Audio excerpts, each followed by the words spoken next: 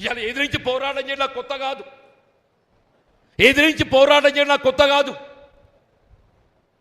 నేను అన్నాడు చంద్రబాబు నాయుడు ఎదిరించి పోరాటం చేసి, నేను కేసీఆర్ ఎదిరించి పోరాటం చేసి, నేను ఇవాళ రేవంత్ రెడ్డి గారిని కూడా ఎదిరించి పోరాటం చేస్తా అంటూ నేను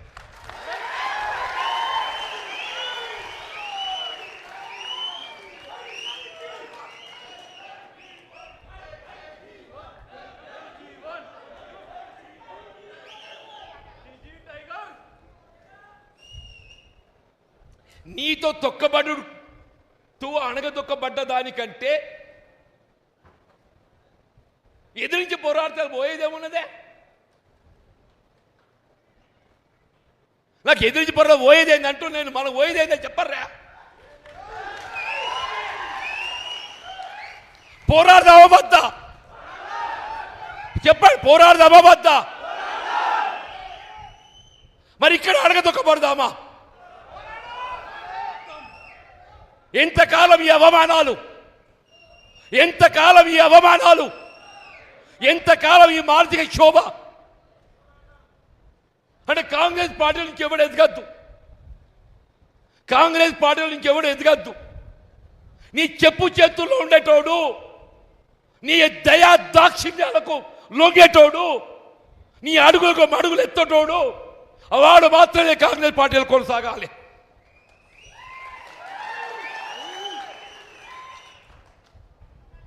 నిన్ను ఎదిరించేటోడు,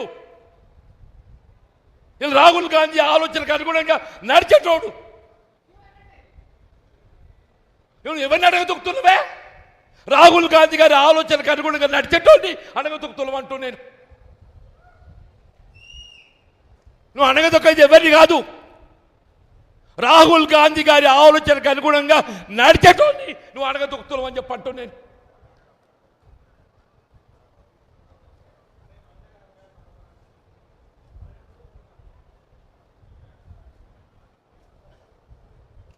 ఏ 2.5 సంవత్సరాలు నేను పదవి అడగలేదే, నేను ప్రభుత్వ సలహాదారు అడగలేదు, నిన్ను కార్పొరేట్ చైర్మన్ అడగలే. నాకు అర్హత లేకనా? ఆడేవాడు పోచాల శ్రీనివాసుడు బతకచ్చినోడు, ఆడికి ప్రభుత్వ సలహాదారు ఆడేవాడే.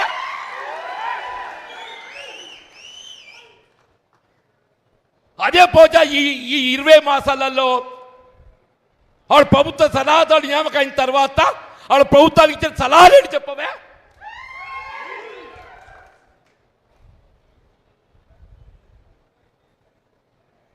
నువ్వు వ్యవసాయ రంగాన్ని ఏం సలహాలు ఇచ్చినవే నువ్వు?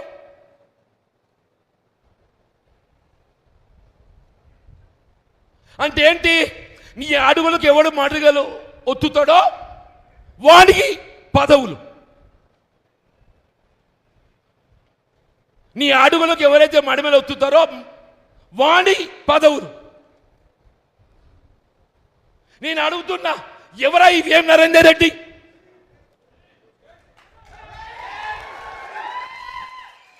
ఆయన పార్టీకి చేసిన సేవ ఏంది? పాప చిన్నారెడ్డి గారు మా మిత్రుడు, he senior to me. When I joined into Congress party, he was Youth Congress, State Youth Congress President. వనపర్తికి టికెట్ ఇచ్చి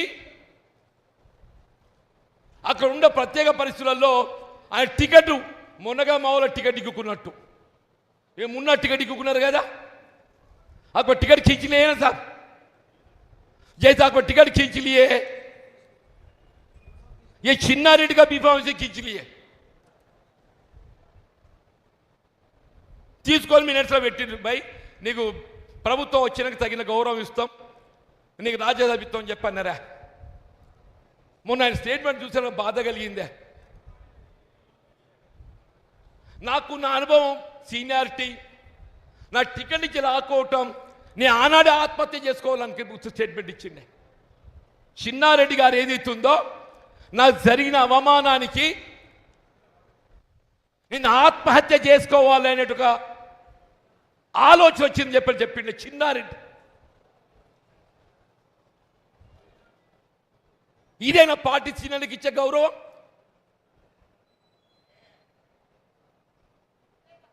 రేవంత్ రెడ్డి గారు నరేందర్ రెడ్డి ప్రభుత్వ సలహాదారుడు, ఆయన రేవంత్ రెడ్డి గారి ప్రభుత్వ సలహాలు ఇస్తున్నాడు. ఆయనే ముఖ్యమంత్రి ఏమేమి సలహాలు ఇవ్వాలో ఇస్తున్నాడు అన్ని. ఇప్పుడు ఆయన సలహాలకు అనుగుణంగానే ప్రభుత్వం నడుస్తున్నది.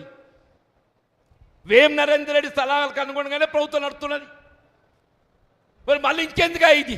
ఆ చిన్నారెడ్డి గారికి ఇస్తున్న గౌరవం దక్కుతుండే కదనే. మందు యాషి గారు ఉన్నారే,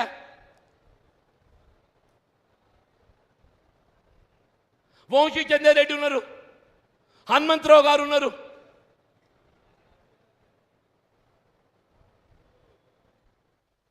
అంటే ఏంటి? ఇలా ముఖ్యమంత్రి గారు ఏదైతుంది, ఈ పార్టీ నాది. ముఖ్యమంత్రి గారు ఏంటి? ఈ పార్టీ నాది. నాకు ఎవడైనా అడ్డం వస్తే తొక్కుతా. ఎంతమంది తొక్కుతావు ఆయన? నువ్వు ఎంతమంది తొక్కుతావు నువ్వు?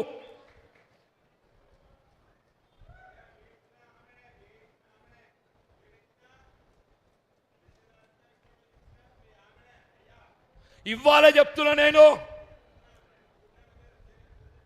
నీ తొక్కుడు కాదు. మన జగిత్యాల నియోజకవర్గం ఏదైతుందో, నినదించి నాడు అడ్డుపడ్డనాడు ఏదైతుందో, అది ఏ శక్తి కూడా మమ్మల్ని అడ్డుకోదు, ఆపలేదు చెప్పట్టు నేను.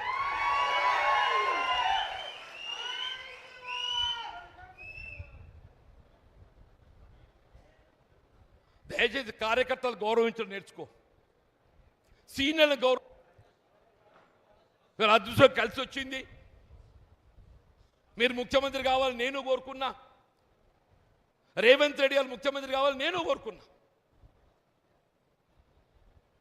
ఆయన ముఖ్యమంత్రి ఎంపిక సమయంలో భిన్నాభిప్రాయం వ్యక్తం చేస్తే నేను ఆ భిన్నాభిప్రాయం వ్యక్తం చేసిన వారితో మాట్లాడి, ఈ సమయం కాదు,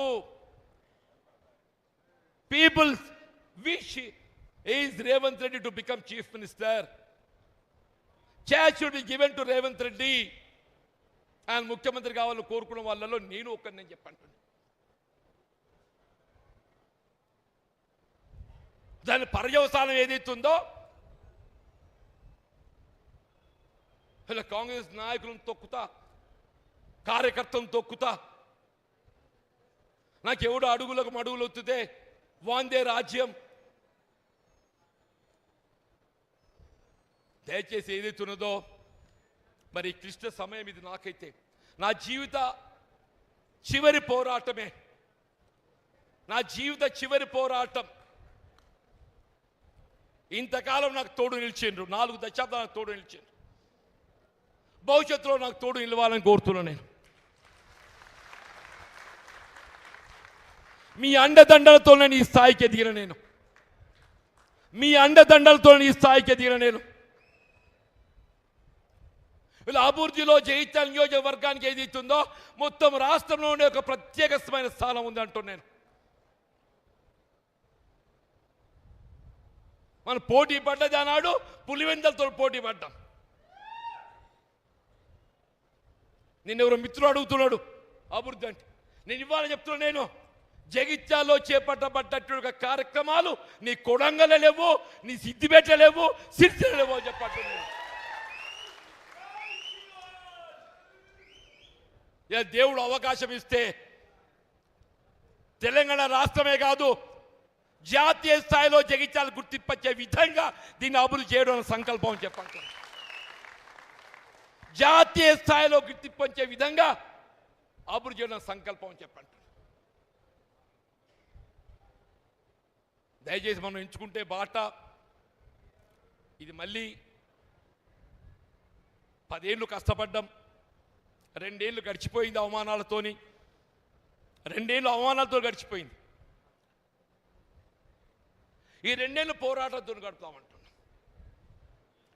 2 ఏళ్ళు పోరాటంతో గడుపుతామని చెప్పంటున్నాను.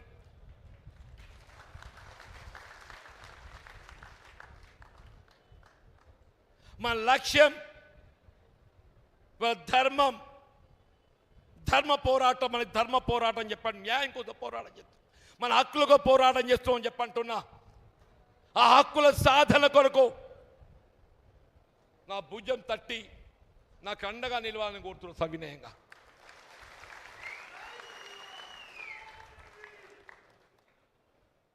దయచేసి నేను ఏదైతే ఉందో నా మనోభావాలు వ్యక్తం చేశాను.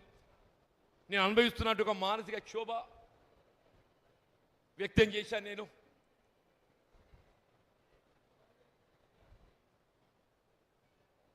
నేను పార్టీ వీడడం అనేది నాటువంటి బాధాకరం చెప్తున్నా.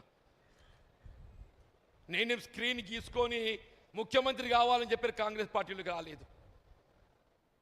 కొద్దిమంది ఏదైతున్నదో స్క్రీన్ గీసుకొని ముఖ్యమంత్రి కావాలని పార్టీలోకి వచ్చిన వాళ్ళు ఉన్నారు.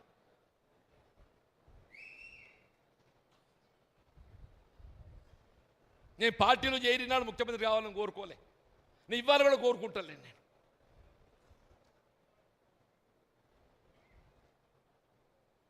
మీరు ఏ స్క్రీన్ గీసుకొని తొక్కుకుంటా ముఖ్యమంత్రి అయినరో సంతోషం నాయన, కానీ మమ్మల్ని కూడా బతకనియండి. ఇతర నన్నంటే నేను పోతున్న స్వేచ్ఛ ఏదైతుందో ఈ తొక్కుడు భరించ కాబట్టి నేను స్వేచ్ఛ కోరుకుంటున్నా. కానీ దీంతో నన్ను ఏదైతుందో కొంత నీ ఆలోచన మార్పు వచ్చి కార్యకర్తలకు నాయకులకు వాళ్ళ స్థానానికి అనుగుణంగా వాళ్ళ గుర్తింపు కల్పించి వాళ్ళకు లభించాల్సిన ఒక హక్కులు కల్పింపజేస్తామని చెప్పని నేను ఆశిస్తున్నాను. అంటే మనం పోయేటోళ్ళం పోయినా కానీ ఉన్నోళ్ళు కానీ న్యాయం కావాలని కోరుదామంటున్నాను. మనం పోయేటోళ్ళం పోయినా కానీ ఉన్నోళ్ళు కానీ న్యాయం కావాలని కోరుదామని చెప్పంటున్నాను. దయచేసి